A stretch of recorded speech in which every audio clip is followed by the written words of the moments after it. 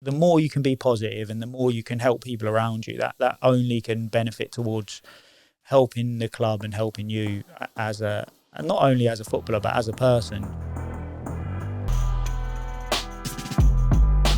As a young lad, I kept like a journal for a few years of the actual game. So like what I did good, what I did bad, and I didn't necessarily, I wasn't able to look through my clips because I didn't have clips, but I would like keep a journal of like, say if I was playing left midfield, how many crosses I put in the first half, in the second half, how many times I tracked back, how many tackles, and I'll just go through my mentally through it, and then I would kind of do a few scores on like how well I thought I did and all those kind of things, and that helped me just kind of see where I was missing things and where I could become better. Do you know what I mean? So see, obviously in the period of time that we played with one another, you were older, you'd gone through that period of trying to work out what you were effective at, and you were, performing to a really high level. I know you won't mind me saying it, but you were one of the best players in our team on a consistent basis. Thanks, mate. And you were distinctive in terms of the style of play that you had. So you obviously knew your game, you knew what you were good at, and you did that consistently. I'm interested to know, obviously, before you became that player, what did you look like? And what did you, obviously, we're talking about that you were analysing and pointing out what was good, pointing out what was bad. But what was the process of obviously the Stuart Sinclair that tried to do everything, which all young players did, and then the Stuart Sinclair who knew his game, knew what he was effective at? What happened in the period in the middle? I think it naturally just progresses because you're analysing all the time. That you naturally knock things out of your game where you think, that's not me, I can't do that. Do you know what I mean? That's not what I'm good at. I'm good at this, so I'll do more of this. Do you know what I mean? And I think as you analyse your game more and more, it just becomes natural that you develop. Do you know what I mean? Which is why you analyse, isn't it? That's why you self-evaluate. It's one of the major reasons why you self-evaluate, so you can pick through it and what can you do better, and maybe what you're not good at. Can you get better at that to start off with, and maybe not, if that's not what you're great at, maybe you look and do what you are better at. Do you know what I mean? Like in any form of or walk of life or form of business, you want to self-evaluate and see and try and progress forwards, and that's just what I did. And naturally, that kind of began to happen. And I was super fortunate with it kind of all married at the right time and things meshed. You know what I mean? I didn't get an injury in the wrong, all those things. There's loads of things with football where you can come a cropper, but I think it just naturally happened. But by self-evaluating, that definitely helped me, yeah.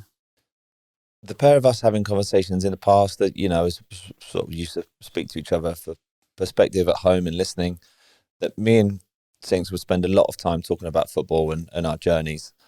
And one of the things that obviously that we discussed was when you did move to Rovers, obviously from Salisbury, it's the highest level that you'd been at that period of time, the biggest club you'd been at, it's an enormous football club.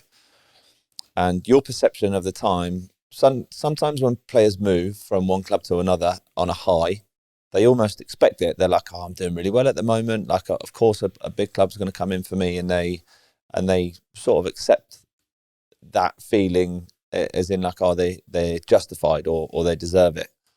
I know for us having conversations about when you moved to Rovers, it wasn't something that you expected, and it wasn't something that you felt that you deserved necessarily, but obviously it's something that happened.